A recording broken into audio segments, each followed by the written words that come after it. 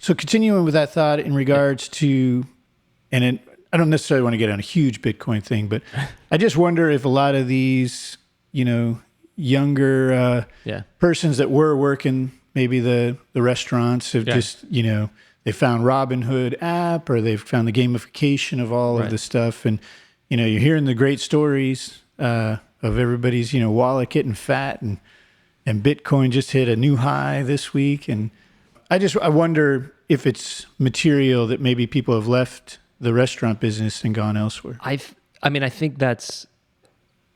think it's indicative of that idea, which is like, I don't need this crap, right? Like I don't need life is short. Life is short. I don't need a bunch of patrons yelling at me and leaving me crap tips, working for a guy, who schedules me at weird hours and stuff. It's like, if you're not going to pay me like a real decent wage to work in this restaurant, I may as well go take my shot at investing on Robinhood. Now, is that a really good idea? No, it's a terrible idea. We certainly hear about the dream terrible story. Idea. It's such a terrible idea to try and day trade or do anything like that. You can't. Nobody in that position, starting that small, can compete with the scale and the scope and in some sense, the firepower of actual large hedge funds and stuff. Like, you're going to lose. Maybe not right away. And that's the scary part, right? Like, I mean, it's gambling, right? It's, hey, I was on a hot run at the roulette table. Like, that's not a thing, right? Like, you got lucky 5-6 times in a row and you should walk away. Mm-hmm. Like, yeah, but I could double it again. Like, or lose it all. Like, you're not guaranteed what comes next. I mean, it's such a terrible financial move. So terrible. But I get the motivator. You're like, I may as well. Right. Because what am I going to do? Go get, yelled at again by some couple who's annoyed that their mashed potatoes are kind of cooled. It's not worth it, right? So, but there's a lot of people that are going to be like, oh, I lost everything. Like, well, of course you did. Right. You kept hitting or whatever. You kept playing red over and over and over again. Eventually the roulette wheel, the house always wins, right? Yeah, like, you're going to lose this. You get on the right side. Yeah. And I think Bitcoin I think there's an interesting place for blockchain technology to do things. And it's probably likely that some e-currency or whatever you want to call it, cryptocurrency, becomes kind of a norm that we use. Yeah, that's what they're arguing now about like getting charters and stuff so that they essentially can function within the regular financial system. So maybe that happens. Okay, great. But I think speculating, look, in 2007, everybody was talking about how, I moved to South Florida and I borrowed a crap ton of money and I renoed this condo. And this is great. This is so much better than working, right? Like, I just made a ton of money and it's great until it doesn't work anymore. Mm-hmm. And then we have a big real estate crash. I don't see that as really any different, right? I rode Bitcoin on the way up. Okay, cool. You got lucky. Yeah, I think the other thing is you have a dollar bill in your wallet, in your bank. I've got a dollar bill, but I don't have Bitcoin. So until kind of Bitcoin is in everybody's wallet, it just seems like there's just kind of this whole other faction of people that are. Yeah, I mean, this is so that's why it's interesting now that I think there's lobbying. There's some bills before Congress in order to give a structure where like a bank could operate using Bitcoin. And I think the argument is about, could you operate only using Bitcoin, or do you have to have both as assets? And I think the Bitcoin side is arguing, like, no, they can just be Bitcoin. It's a currency. It should be treated the same as dollars in their vaults as terms of their equity and their solvency. And other side or other people are saying, no, it's not widely accepted. It's an asset. It's like a bank buying a treasury bond, right? It's not money. It's an asset that you could trade for money, but its price may fluctuate. So you can't count that as cash. And I think the fundamental argument is like, no, Bitcoin is cash. I'd be like, nah, but it's not cash. It's not US dollar bills. I think we'll get to some point where we'll figure out a mix where I can go to Bank of America, and if I have Bitcoins, I can deposit them there, and I can say like I would prefer that as dollars, and they're like, okay, cool. It's like if I show up back from a trip and I'm like, I had a bunch of euros left. They're like, okay, you can deposit them, and we'll give you an exchange rate, and we'll throw some dollars in your account. I'm like, okay. Yeah, but you got to throw like 62,000. I mean, that sounds like something it's going to take a little bit to clear, right? Yeah, I mean, it could be. And then it's just a question of what the price is, right? Yeah. And if I want a Bitcoin, because I'm like, you know what, there's a transaction I want to do that's actually in Bitcoin. I can go to Bank of America. I imagine myself walking up to the teller, like, can I get a couple Bitcoins? Right. And she hands me a thumb drive. I don't know. But then I convert, and they're like, okay, sir, we'll take, $1,000 out of your account, and here's, whatever, 1/100th of a Bitcoin that you can use to buy something with Bitcoin.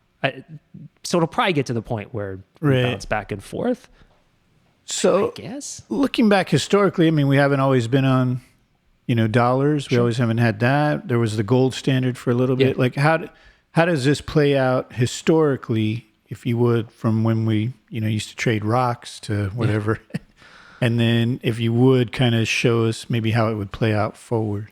I don't even know that I have an answer to that, because I don't know what I think people who know more about kind of cryptocurrencies are right in the sense that it's different than, it shares qualities with, say, something like gold that historically had been used to kind of base the money supply on. But that was very much, right, this physical object, and Bitcoin doesn't have a physical representation at all, and that's different. There's a high carbon footprint. It has a high, right, like it has, in some sense, it has a physical basis in the sense that you got to mine them right off by running these programs. Mm-hmm. So in that sense, it's like gold in that you can't just have an infinite number of them, right? I can't just, the government can't just decide to make Bitcoins. Right. Ceiling it. Right. And so people like that quality of Bitcoin. They're like, well, you can't just print a bunch of them, right? The Fed can't just decide whatever, that there'll be more money around. And that's true. But if you kind of ran your whole economy on Bitcoin, you'd be back to so let's say you ran the whole economy on Bitcoin, and then the Fed kind of doesn't have a job, right? Because it's like, well, it's however many Bitcoins there are and however fast they get mined is what the money supply is. Oh, that's interesting. Tough. This is the money supply. And that prevents, so the way I think of it is, like, you're correct, it would prevent the Fed from ever doing anything really dumb. Like, they couldn't just, we just duplicated every Bitcoin, so now the money supply is twice as big. And they're like, oh crap, now we're in Japan and everything costs 100 times more. There's problems. So they can't do anything dumb. They also can't do anything smart. They can't do anything. And I think you want a central bank, some version of a central bank in your economy that can do smart things, such as a bunch of financial transactions have slowed down because people aren't sure about the quality of assets. This is 2008, 2009, I think. And the Fed steps in and is like, we'll buy these assets you're unsure about and give you our conceptually safe assets, just deposits at the Fed, so that you guys can keep moving and not cut off car lending and house lending and stuff. Like, we need you guys to keep the wheels turning. So we're going to absorb the uncertainty by buying assets that you're unsure of, and we're going to hold them. And the Fed made a crap ton of money holding those, right? They made a bunch of mortgage-backed securities, and they're like, we'll eat them. We'll hold them until they recover. And they did. And the Fed hands hundreds of billions of dollars back to the Treasury every year. Oh, wow. They made a ton of money. So they can do smart things like that because they have the flexibility to say, well, yeah, we'll buy those, and we'll, quote, print money to buy them. But if you hook them up to a gold standard, or you hook them up to a Bitcoin standard, or say Bitcoin's the only thing, they can't do that. They can't say, well, I'll just give you an extra Bitcoin. I'll just print up or process a few extra Bitcoins to buy those distressed securities that you guys don't want to hold. You need a safe currency in its place. Can't make more Bitcoin, just like they couldn't mine more gold in the last minute. Eventually right? Yeah, like it's fixed. So if you hook the money supply to a physical asset like gold, or to a notional physical asset like Bitcoin, you don't get that option of doing that smart thing. Now, on the other hand, you for sure they won't do the dumb thing, which is, hey, I know nobody needs it, but hey, we're just going to print money. Like, yeah, no, you're right. They got tonered up. Yeah, exactly. Exactly. We got a new printer. We just want to try it out. Like, everybody's sending everybody $1,000. Like, no, they can't do that. But historically, that hasn't really been the issue, at least in the U.S., right? Zimbabwe. It was an issue, right? In Argentina, it has been an issue. Their central bank has political interference all over the place. Oh, yeah, definitely. It's always tempting to say, well, just print some money. Send it to my constituents. Just click the button. Just do it. Run the press. And that, right? The Fed in the U.S. has historically been very independent and has maintained that kind of religiously. Could that go away? Yeah, it could. But I think you kind of want to take that risk in order to keep doing the smart things the Fed does. And so I'd be wary of saying, hey, let's be on a complete Bitcoin standard. So like, well, then what do you do? What do you do in a financial crisis when people are looking for safe assets, when they're looking for a Bitcoin in place of all the distressed assets they have? You need to give them the safe assets. You need to keep things moving. And if you can't print more, we're stuck. Yeah, that's interesting. Yeah. Plus, there's all the ones that get lost. People can't get back into they don't have like their a hard drive. With some guy, right? This is their story. Like, I buried it in the backyard and I can't find it, or it got, my mom threw it away when she moved or whatever. You're like, oh my god, it's like a $10 million hard drive, right? Yeah. In regards to the monetary, you hear a lot of people say, well, it's you can see it, it's an open ledger and all that stuff, but I mean, I feel like we're already kind of moved away from certainly the hard print money. So, right. I mean, are there that I don't have to send money around the world like other companies and people do, but I mean, is it? I think there's some interesting, so the blockchain idea, right, which is that distributed open ledger, kind of like everybody has a copy essentially of the record of who owns what.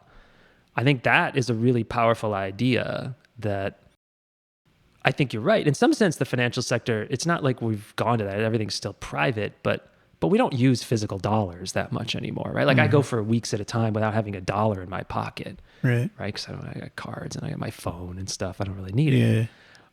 And so everything's more notional and digital, but not quite public. So the blockchain thing is interesting because it's, hey, you don't need a bank to tell you how much. Like I don't need to go to your bank and say, hey, does he have the $1,000 he says he wants to give me, right? Like we just bought a car actually not too long ago. What do they do? It's like, oh, I got to get a credit check. And I was like, we're going to do a down payment.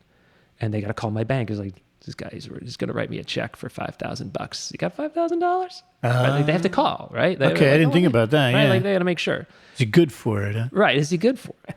Distributed blockchain stuff. If I give, I'm like, I have it. I showed up with you can plug the thumb drive in and I'll sign it over to you. And now everybody knows that you have the $5,000. And I think, honestly, I've read some stuff. I'm way behind the curve on a lot of people thinking about this, but there's some interesting things where people have suggested it's not really the currency aspect of it where this becomes interesting. It's things like public records in some sense of, for transactions in general, right? Like you can look backwards now. So think of having all these transactions on the blockchain where it's all public. Now think of the IRS running the tax system. I don't need you to file anything. I don't need you to verify anything. I know everything. I can look. It's public. So I know what you got paid, by who, when, everywhere. And I can issue you a bill, basically. So just think of the administrative savings on that. Like if it literally is that public and it's known and it's kind of incontrovertible, then all right, well, I guess I owe that. So there's applications like that are potentially really interesting. You couldn't do with the banks, right? You couldn't do with cash, right? Like I can't look at a dollar bill and I know whose hands it went through. Yeah, that would be interesting. It would be fascinating, right? Like, wouldn't it be kind of cool? Right. Kind of gross, probably, actually, if you really didn't. Maybe I don't. Yeah, don't they say there's like, drugs If you Oh ever, yeah, like, right. Like, isn't there supposed to be like, all right, there's probably like flakes of cocaine, right, or whatever on every dollar bill. If you touch $100 bill, it's something like, there's a high likelihood it was used in a drug transaction at some point. Right. Like, I think it says some crazy number of $100 bills. There's a handful of them used in everyday transactions, and like millions and hundreds of millions of them are just moved around for drugs. You're like, okay, cool. Yeah, so I think blockchain has a bunch of fascinating applications beyond Bitcoin or whatever currency you want to talk about. Yeah, let's see where it goes. It definitely still seems to be kind of a speculative thing that... I don't think we've quite figured out yet what to do with it.